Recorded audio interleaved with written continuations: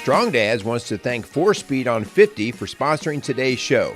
If you like classic cars, great food, and a taste of Americana, you have to visit 4Speed on 50's Diner, located on Route 50 in Lawrenceburg, Indiana. Stop in today for a meal and an experience you won't soon forget at 4Speed on 50's Diner. Welcome to Strong Dads. This is Merle Hutchinson, and I'm being joined by a guest today. We have a great show today, and I'm just going to tell you that our show will and does impact every single person that's out there, whether you're listening or not. This show is going to impact you, and it may be from different perspectives, from the parenting perspective, from the forgiveness perspective, from just dealing with tough things. So lots of different topics that will come up in this. But before we go any farther, I'd like to introduce our guest, Mike Dusold. Mike, how are you doing today? I am doing great, Hutch. Always good to see you. Always good to be with you. You too. Thank you. Well, thanks for joining us. I've known Mike for a little while. Met you first through the church world, right? And so we were in a Bible study through that time. Huddle. Remember Huddle? 39 weeks. 39. It was a great experience. It was. It really was. It was a great chance to go deep and to learn the Word, but the guys, too, that we were in that with. So got to know each other from that situation. And even then, I mean, I knew a little bit about some of your family dynamic just because it happens when you're in a group like that. But more specifically, we're going to talk, and I'm going to let you pretty much take the lead on a lot of this because this is your story, your family story. But we're going to talk about your son, Brian, who's no longer with us, right? And we're going to share a little bit of that story. And we can set that up here in just a second, but just what you have gone through, but what your family has learned, some of what's happened there, okay? So before I go on any further, let me thank our sponsors, and you and I can get rolling, okay? All right, we would like to thank Quality Auto Mart, Casey's Outdoor Solutions, and 4Speed on 50 Diner. So we want to thank really all of you guys out there that are listening, and you ladies too. We know we have a lot of ladies that listen as well, and then they say, honey, you should listen to this show, right? But we want to thank all of you. We want to thank our sponsors because, you know, the bottom line is there's messages of all types that are being put out there.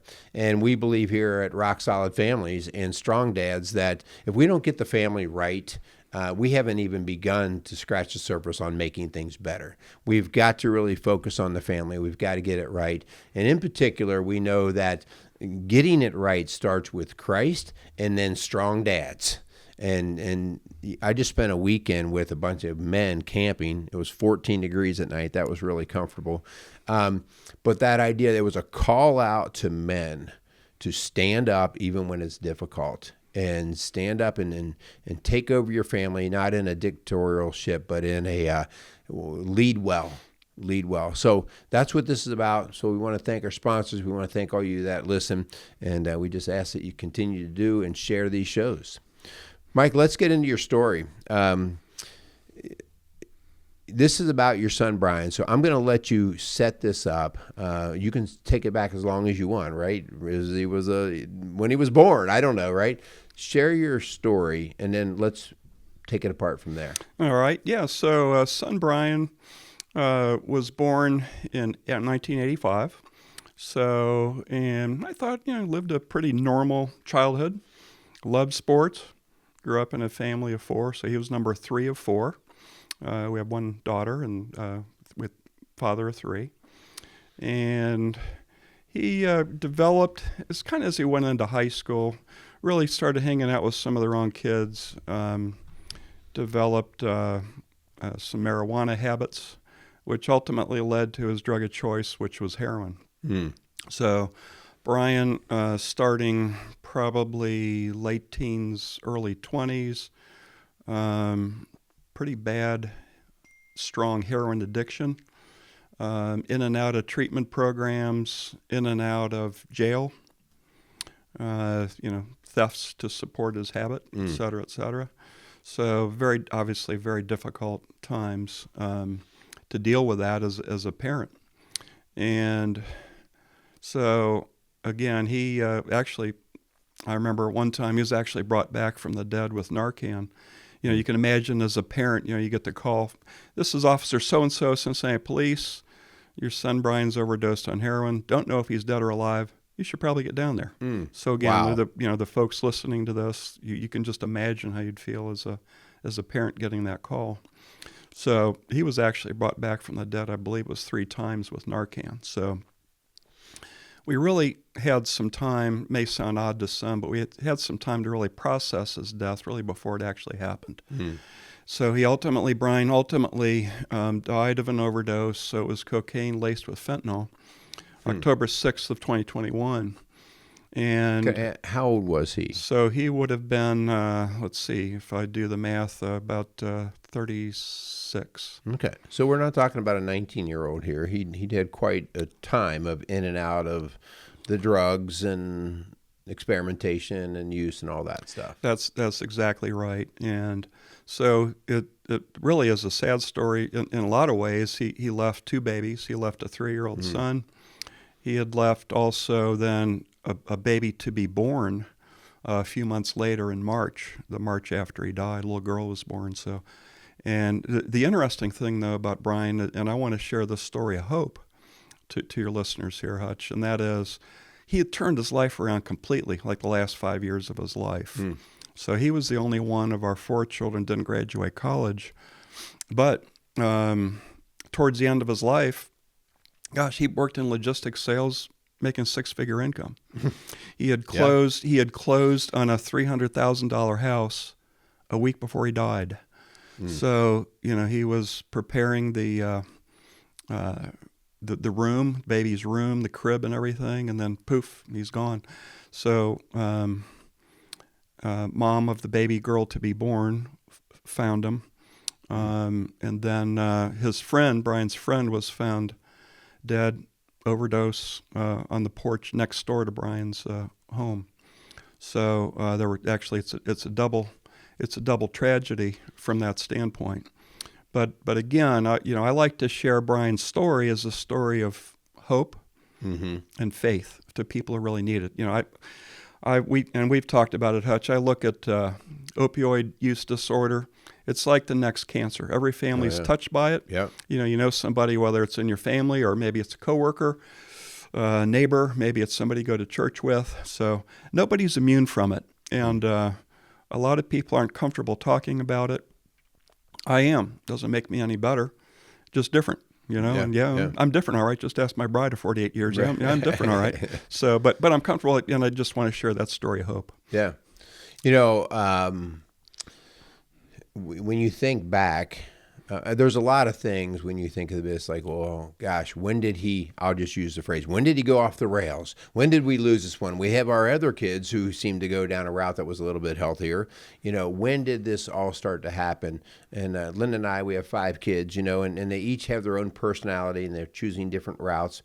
And you sometimes go, okay, like I always say, like stop buying a parenting book to parent all your kids, because there is no one parenting book to parent all your kids, because they have such a different way that they all go about life.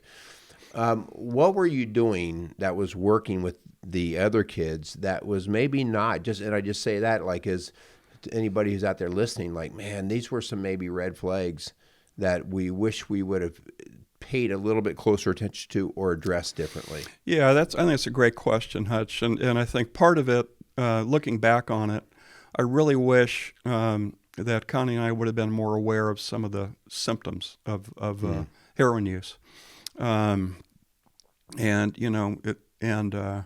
with things like the speech, the tiredness, the lethargy, just the lack of energy, the friends, or the kind of the good friends going away. Yeah, I think some of those were some of the signs that I wish we could have caught maybe a bit earlier. Again, it may have ended differently, it may have not. But, this was probably around well, I'll tell you, looking back, to graduate high school, it was like, man, is he going to actually be able to graduate high school? And he did, which was good. But then things really started going downhill, I'd say a couple of years after that, so 20-ish. Again, in and out of treatment programs, et cetera, et cetera. But But Brian did wind up in a program in Dayton. And he got out of that program. It was basically a lockdown program. He got out of that program about 5 years before he died. He was a completely different person. So he was just a joy to be with. And given what he'd been through, he turned out really to be an inspiration to our whole family and to others. Because, again, he could accept others just the way that they are. And he had the gift of hospitality, made everybody feel super welcome. Yeah. And so he really, I think he changed a lot of lives with the way that when he came out. Again, this is a story of hope for those who have family members or loved ones going through addiction, substance use disorder, opioid use disorder, alcoholism, whatever it is. There is hope out there. Yeah. And Brian's story is a story of hope. I met at the funeral, I probably met, I would say, about 30 people that I had prayed for without names or faces. It's like, God, help these folks who need help, with substance use disorder. And so many people would come up to me and they said, yeah, Brian was whatever. He led my Friday night group, or he gave a testimony on such and such another group. And he really inspired me. So I know he changed a lot of lives, and there's so much to be gained, information, love to be gained from folks who've actually gone through, what Brian actually went through. You said he was, at least you believe he was 5 years sober before he passed away? Yes. Can you recall when he fell back? Or, was this, I'm going to experiment one time here and it happened to be the wrong stuff with the fentanyl? Or do you think he actually was playing in and out over these past 5 years? Yeah, our sense was he was not involved. He had everything to live for, and he was living a great life. Yeah. And again, I'm not going to blame his friend. His friend was found dead the next day. Mm-hmm. His friend had gotten out of a program, and they had connected. And again, I always say, for Brian and everybody else, it's a world of choices and consequences. And Brian made a choice that ultimately led to his death. So I'm not going to blame it on the friend, but basically, he reconnected with a friend, and it was pretty sudden.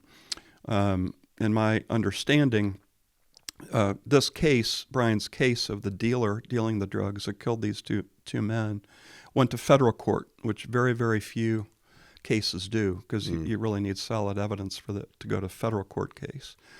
And our understanding that was brought out in court, and before the plea agreement was accepted in June of 24, was that the dealer did not know that the fentanyl was in this drug, was in the cocaine. So, but again, all it takes, and again, anybody listening here, all it takes is one time. And I always say it's that first fork in the road. The first fork in the road to use or not to use. That's the choice that really can set your life on a whole different course. And now it's different. It's different than it was, let's say, 20 years ago, or now, somebody might say, hey, I'm going to study all night for a high school exam and I need Adderall or whatever. And now some of these so-called, more harmless drugs, so to speak, are laced with fentanyl as well. Yeah, it's crazy. So it's hard. So you talk about this as a story of hope, and I want to make sure that myself and our listeners out there recognize, what do you mean hope? He's not with us anymore. So where are you talking, where's the hope, okay? The hope from my perspective would be, I hope my son doesn't continue down the path he's on. What's your hope from this? Well, I think the story of hope is that, for a moment, I'm going to put faith aside. Now, I really can't do that because I look through things with a faith prism. But if you put even that aside for a minute, for folks who don't have the same faith worldview as you and I do, Hutch, Brian's life was completely changed. Yeah. I mean, the last 5 years of his life, it was incredibly different than it had been. He was a joy to be with. He changed the world in a good way. Mm-hmm. He touched people. And that love that he had and what he'd been through, like I say, he could accept people just the way that they were. He could talk to people, just being real and counseling people. The other three children, his three siblings, Connie and I are parents of four. So the other three, to a person, they said, "Hey, we lost our best friend." Yeah. They could talk to things with Brian, about things that they couldn't share with other friends necessarily, or certainly mom or dad. So that just the life that he led the last 5 years, it was like night and day. So that is a story of hope. Okay. Yeah. So I think people need to latch onto that hope when things seem hopeless. Now, again, I can't put faith aside. So to me, the other part of that is the faith story of it, and I'm going to back up for a minute. So like when Brian died, this was October of 21. So Connie and I had moved into a new neighborhood just earlier that year, and we were going to host a deck crawl. I was going to smoke up my Traeger grill fit 13 pounds of chicken wings. So we were going to have 40 neighbors or whatever over and have some chicken wings. Well, I had to send them all an email that I couldn't do it because that coincided with Brian's funeral. So, and then after that, people would ask me, "Mike, so how do you do it?" Or "I don't know how you do it." When they ask me how you do it, there's my cue. So I would tell them, and I would say this. I would say, if I could die such that Brian could have had a normal life, I would have done that in a nanosecond. But that's what Jesus did for me. That's what Jesus did for Brian. He died, so take our sins away. We can live forever. Right. So that's what I latch onto. That's my way that I deal with Brian's death, that he accepted Jesus as his Lord and Savior. And again, that gives me the ultimate hope for him, but also for us here, his loved ones, that process his death after the fact. Yeah.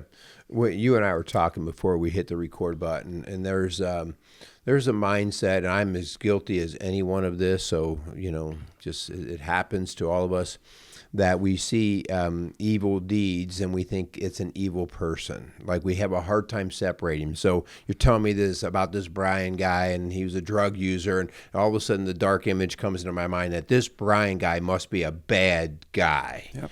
And what you're talking about here now is just that separation of those two. Like, no, let's not say he wasn't doing bad things. He was doing the evil things, the bad things, but that doesn't make him an evil person. Exactly. Is that fair? That is, and you're right. And there's a certain stigma associated with that, Hutch. I can remember actually there was a local news story that came out in print right after the plea agreement was struck in June of last year with the dealer again, who struck a plea for the death of these two men.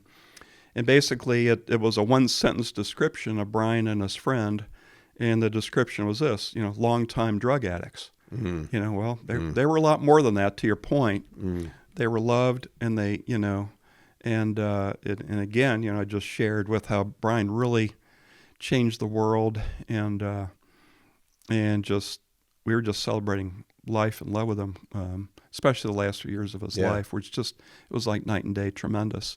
So I think that is a big challenge, I think, societally, and many people can't separate the deed from the person. So, I've shared with some that I actually prayed for the woman who dealt the drugs, that killed my son and his friend.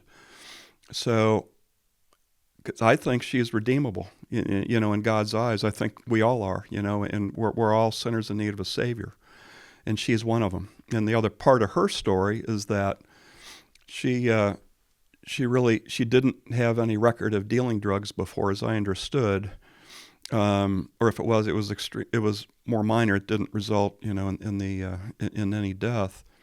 But she left basically 2 children, for 7 years. And I thought about those 2 kids and prayed for them. Essentially, they're more or less orphans for 7 years. So, you can hate what the deed was done, to deal the drugs, which is, dealing poison. Right. That's horrific. An adult in 2 deaths, that's horrific. But again, she can, turn her life around programs in prison. And again, she can accept the source of ultimate hope that you and I share, Yeah. the hope in Jesus, if she so chooses. And she could live a productive life. So to be able to separate the act from the person, I think, is something that, again, would be a foreign thought to people who haven't really latched on to the Christian worldview. Yeah. Well, as you're talking, I can think of many instances, whether it's watching the news or whatever, and there's been a tragedy similar, somebody's lost their life, and just the hate that you have for whoever you want to assign blame to. You hope they burn in hell. You hope you get your whatever's coming to you. And I say this all the time, and I say it sometimes as a joke, but I mean, Jesus says a lot of things that I simply don't like. All right. I mean, I simply don't like, love your neighbor and forgive your enemies and love your enemies and all these kinds of things. And so how long was the wrestling match with you wanting to, I'll use probably the wrong phrase, but seek revenge, make sure they get what's coming to them? How long was that wrestling match to, no, I got to move to the other side of this, the forgiveness, they are redeemable? How long was that? Or is it still a process that continues? Well, I guess it is an ongoing process, Hutch, but I did have a lot of time to process it. So, like we've talked about in the past, I have a lot of time to think and pray on the bike trail. So I put 2,000 miles a year on my recumbent tricycle. So I'm an old man on a three-wheeler. But typically I do 50 miles at a time, and I think and pray and think. It's my reset button. Yeah. Being on this trail, Little Miami Trail, which I love because I've got a recumbent, so I need something flat. So I had time. So Brian died in October of 21, and then I was approached by the federal prosecution team. This would have been, I guess, very early in 2024, this last year, about this case maybe going to trial or a plea agreement being struck. So I had a lot of time to process and think and pray and think about, okay, what's going to happen? What does justice mean? Right. Yeah. What are the implications for my family to go through a trial?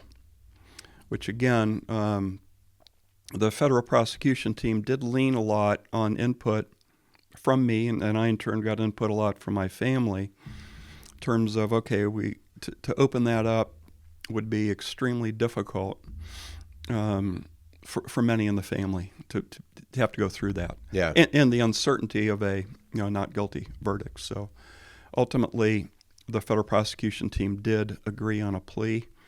If it would have gone to trial, would have been likely she would have been convicted, and likely she would have had a longer sentence than the 7 years.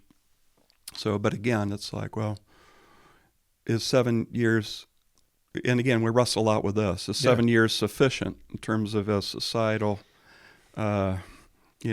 negative to say, hey, you shouldn't do this. You shouldn't, Is a deal strong this enough poison. message to the others? Exactly. So is it a strong enough impediment to doing this action that's so harmful? Or is it sufficient to say, okay, 7 years is a significant amount of time, and hopefully, again, that life inside that jail cell can be changed and such that she can live a normal life and actually be a mom to those two kids. Yeah. Amazing story there in terms of just how you process all of this. I'd like to go back a little bit and just talk about what is the family's role here, right? I mean, this is a lot about us talking about Brian, but there are other family members. There's you and your wife. What does the family do? Let's go all the way back, like from the time that they were kids and you guys were raising them, your family dynamic to processing when he's starting to use and everybody knows this is not a good thing. What did your family do? Were you guys all going different directions and like, well, that's just Brian, whatever, or were you trying to come together? Like, was he a wedge or was he glue that pulled you together? That's a great question too, Hutch. And what I would say is, looking back on it, when things started really going bad, and I would say that was like maybe right after high school for Brian, and he started using heroin. His three siblings really realized a lot of that and would have administered some more tough love compared to what Connie and I did. So they as saw parents. it and they were kind of like, Mom and Dad, you need to, right? Okay. Exactly. So, and of course, again, and this is so hard because parents were motivated by love.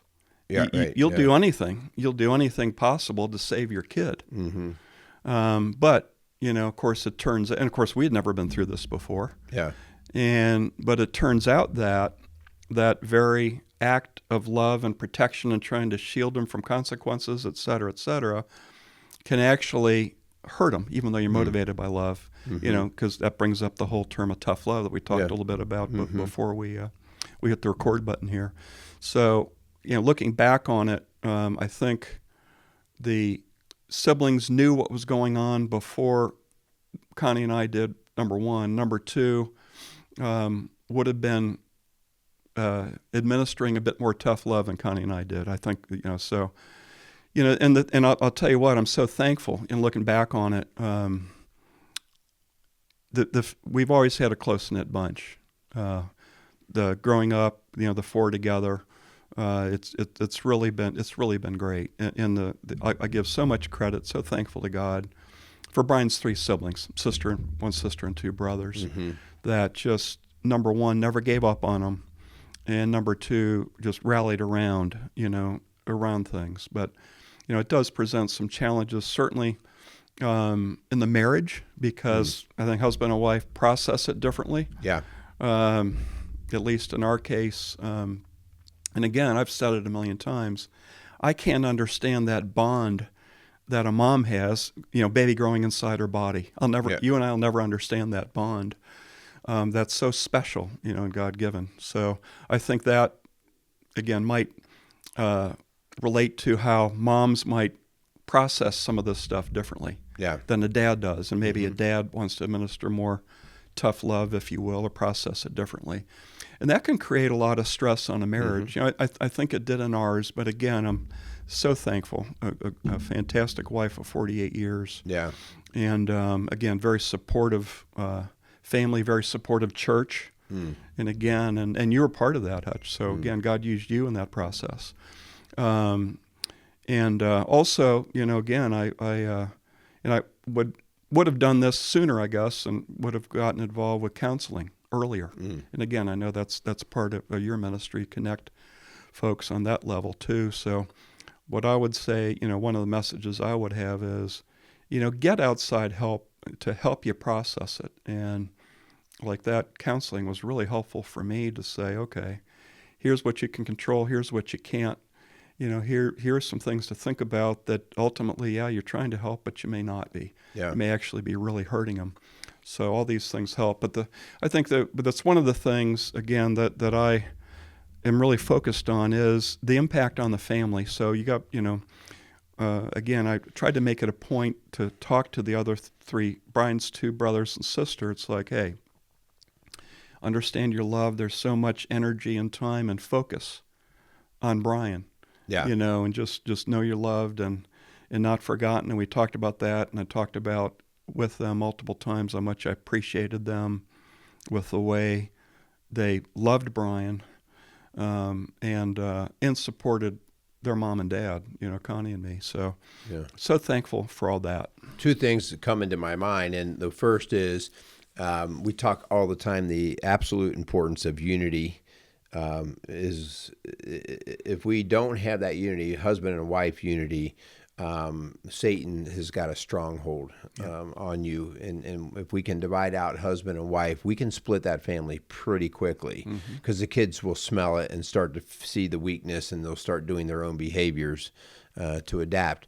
So the idea that you and Connie recognized we've got to be with each other through this, even though, and Linda and I, we talk about this, we process things so differently. I might be more that tough love, like, well, then just here's what he's got to do, you know? Yeah. And she's like, well, but, and the idea there is not to be right. The idea is to be unified. Yeah. Come together so that you can cover each other. And, you talk about this tough love, but I always, in the position that I sit from, tough love is a little phrase that we throw around, But when you truly get into these tough love choices, you better play them out in your mind as to exactly what the outcomes could be. I mean, we've had to do that in our own home because in our situation, and it still could be currently applied, tough love could be the rock bottom of rock bottoms. It could be end of life. It could be that low. Are you prepared to do that, right? And so a lot of us will talk tough, but as soon as it gets a little close to that, we're like, well, and we back off. So you have to be unified on the decisions, and then how will we handle this? Always expect the worst and hope for the best, right? Yeah. What are your thoughts with that? Well, that's true, I think. And again, for us, I was able to process Brian's death really before it happened. He was brought because of the in and out with multiple, Narcan. Brought back from the dead, literally. And so I was able to process that a bit. And then, I would say, you have to play out the consequences. So, like, for example, Brian had lived with us for a time, in the midst of some of the really, really bad stuff, and, stolen us blind, and obviously that's extremely difficult.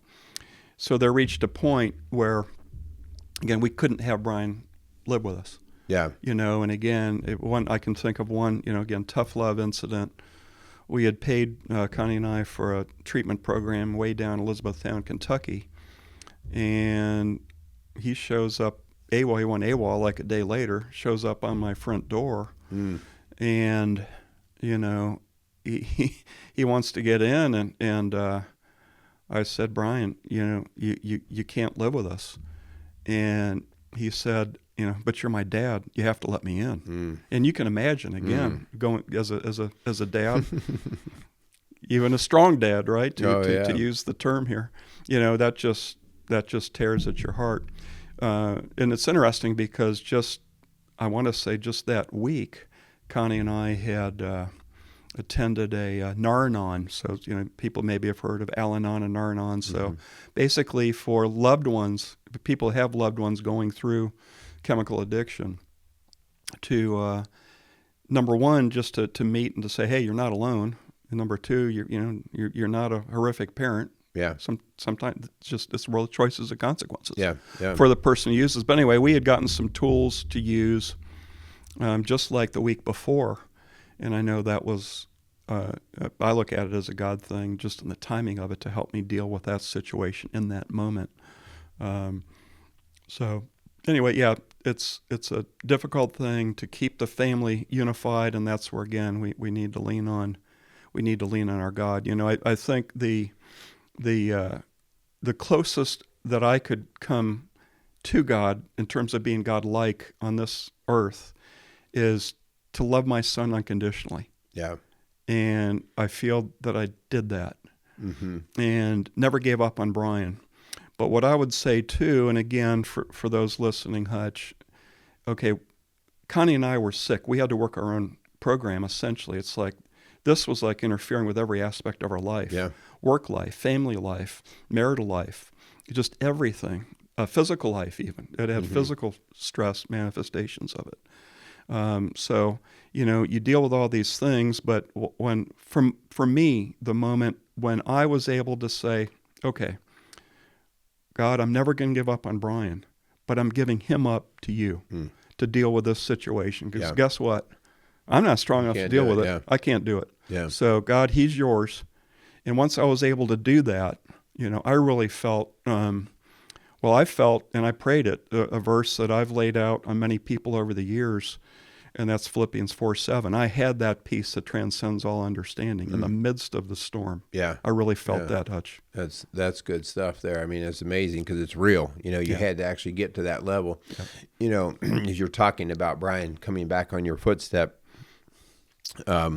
after he went AWOL from the program, it flashes in my mind the story of the prodigal son. And I've said this before on other shows. I think the important part about the story of the prodigal son and the picture of God there is the father did not chase after the son. Mm-hmm. He said, you have to go. And gave him the inheritance, gave him the money. Go. You got to do what you got to do, right? Yep. For you to grow or do whatever. And but when the son came back, you would think, the father just embraced, but the father had to make a decision. And that was, has his heart changed? Right, exactly. And I can tell that when Brian came back onto the footstep there of your house, you could tell his heart had not changed yet. Hadn't changed yet. That's exactly right. And, I remember before, I'd visited Brian in various jails, various treatment programs that he was in and out of. And again, there are many treatment programs doing God's work. Just one of many he was at was Cat House, CCAT, by Museum Center downtown. Just tremendous people doing tremendous work. That was one. But I remember telling Brian when he went to this program in Dayton that ultimately really turned his life around. I thought, I need to flip the script a little bit here. And I said to him, because I'd visited him everywhere, never gave up on him. He knew he was loved. But I said, Brian, when you're ready to have a real relationship, let me know. Oh, wow. Kind of to your point. Yeah. Is the heart changed, Yeah. And he told me later, again, in the good 5 years right before he died, he said that really helped him. Yeah. It shook him up in a good way, But I want to go back to the prodigal son real quick. So, yes, we accepted him with open arms when things had indeed changed. Yes. And it was powerful. Yeah. It was, and I told Brian so many times, Brian, one thing that's going to help you, it's the power of God working in your life. Yeah. That's it. But the one difference, though, with the prodigal son, there wasn't resentment with the other three siblings. But Brian, that was the other thing that I had before coming to my mind. Yeah. I was going to ask you the level of resentment. Yeah. So the level of resentment, it was just the opposite. Mm-hmm. So with Brian's two brothers and sister, when I look at their reaction to Brian, it was just phenomenal. They just loved on him. And we loved on him together. It was just awesome. So that's a big difference with the prodigal son story. So, what's interesting about that is when other siblings see the black sheep getting by with stuff, abusing things, especially in your case, he's stealing you blind and all these things, they become very resentful because they see the pain and everything else that this person's causing. And most of the time, trust is not built by a snap of the finger, okay? So it says a lot about Brian's personality and character that he got them to see that he was a different person. For those siblings, it's one thing for mommy and daddy to open their arms back up, but the siblings, because they know their sibling better even than we do, right? Exactly. And so that says something great about Brian, for him to be able to say, guys, I'm healed, I'm better, I'm in a healthy place, and for the other kids to embrace that. Because I could see the other kids like, we'll see. Yeah. We'll see. Yeah. We'll see how well you're doing. Yeah. Give me 5 years of this, and then we'll talk. Right. Yeah. Brian did create that trust. And again, and I instilled in our kids growing up, talk is cheap. Yeah. Show me. Yeah. Very good. You know, so... And Brian did that. So, but again, to his credit, but also to the credit of his sibs that they could accept him, love him, and see him as a person worthy of a second chance, just like God sees us. Yeah. Mike is an incredible story, not the type of story that anybody wants in their life when you're even thinking about having kids, that they'd ever have to go through something like this. You didn't think about this when you were 25 and creating the new family. What would you like to leave some of our listeners with there? What kind of message? Is there something that, the last words that you'd like to say, hey, if I could get people to think of this, or if I could have done something different, what's on your mind with that? Yeah, I would say a few things, Hutch. I would say, number one, get help where help is available. That can be counseling. That can be groups like Nar-Anon, Al-Anon, and just talking about it, breaking down the stigma. Don't think of it as, hey, I failed as a parent. No, it's like I said, it's a world of choices and consequences. Yeah. For Brian, anybody else who uses drugs. Obviously, you want to create an environment where hopefully they won't do that, but we do have to realize so much of that's outside of our control as a parent, most certainly. So I think that's number one. I think the other thing is that, again, I would want people to know that there is hope out there in terms of lives being turned around, people going through substance use disorder, again, whether it's opioid use, whether it's alcohol. It could be a number of different things. It could be mental health issues even. Again, there's hope there too. So all the hopes and dreams you have for that young child, they can still be realized in adulthood with changed lives. And again, you and I share the worldview. That's the power of God working in their lives and working through different people and programs, et cetera, to help them. So I would want to take some of that stigma away for the person, again, who's involved with substance use disorder. So you're not alone. You didn't cause the problem as a parent. Right. Love on that child. Try to do your best to see that child, or now young adult or adult, as to your best as God sees that person, redeemable, worthy of second chances in a new life, and just hold on to that hope that we have in Jesus, and just the power of God to work through whatever we're dealing with. Yeah. I like to do the serenity prayer every day before my feet hit the floor. Essentially what I'm doing, I'm asking and answering the question, okay, God, are you big enough to handle what I'm facing today? And I prayed that prayer the day Brian died, not knowing that he would die that day. Yeah. Yeah. And he is big enough, right? Yeah. We have to believe that. Yeah. There's a choice. You talked before, you made a statement that after his passing, life still goes on. And to me, that could sound cold, right? If somebody just heard that, well, life goes on. But I think what you were saying to me is, I'm going to grieve in a way that allows me to still live.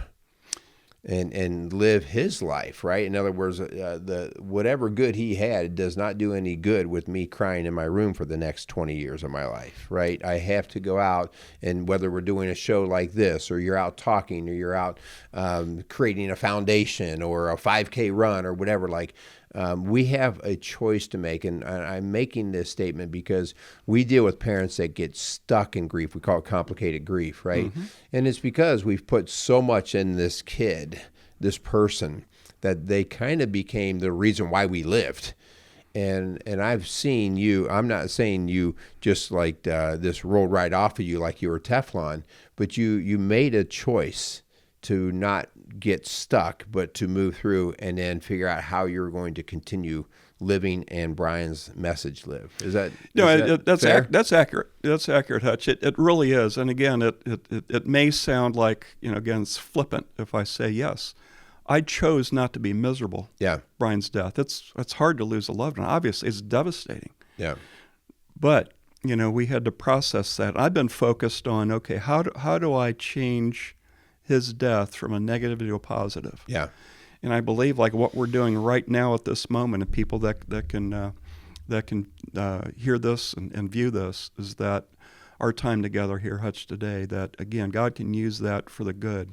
I think the other thing too, the other choice I had to make was, okay, in terms of the dealer who dealt the drugs that killed Brian and his friend, am I going to hold on to anger and bitterness? Yeah. And okay, am I going to hold on to that, or am I going to let that go to God? That's a choice I had too. Yeah. Yeah. And again, for me, my therapy too was, talking to counselors along the way, but also on the bike trail, think and pray and think. And it's like, talking to myself too, talking to God. And it's like, dude, you hold on to this, you're just going to poison yourself. Yeah, absolutely. So I chose not to poison myself with that. Yeah. Mike, I want to thank you for your courage and willingness to share this story. I hope you guys out there listening, everybody has and will be touched by whether it's the drug situation, whether it's forgiveness. Nobody gets out of this world without that, struggling with the forgiveness. Something we've talked about today hopefully kind of triggered you into a thought that you might have. And so I want to thank you for your willingness to share this. guys, if you need help with these kinds of things, Mike has said several times, to reach out for help, get counseling, whether it's at Rock Solid Families, whether it's with a church, with a pastor, with a priest. Don't go this alone. I think so often you get all this chaos in your mind when there's a lot of emotion around tragedy, and you just need somebody to help you kind of tease it out so that you can process it without being overwhelmed. And I think that's the wonder of that counseling and talking process. So get yourself some help. Mike, again, thank you very much. Thanks for your time, for just making the long journey out here to the studio and helping us out. So any final words? Nope, just thank you, Hutch. Thank you. Always good to be with you, Yeah. and appreciate you and your ministry, what you and Linda are doing. Thank you. Thank you. All right, guys, go out there and be a strong dad.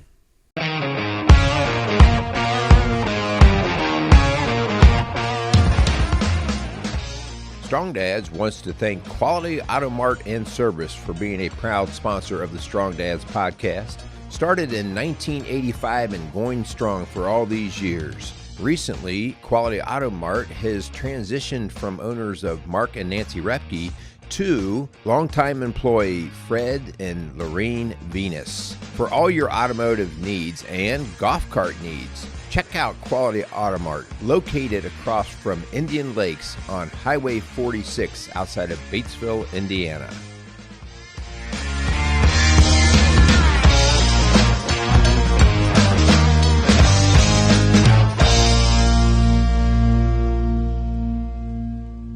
Casey's is a premier garden center and gift shop located in Lawrenceburg, Indiana. Casey's offers a wide selection of plants, landscaping materials, home and garden decor, and gifts for every occasion. Casey's is committed to providing exceptional service, a unique shopping experience, and value to every customer. Stop in and see what makes Casey's so unique. Located at 21481 State Line Road, Lawrenceburg, Indiana, or call 812-537-3800. Let Casey's help you add beauty to your home.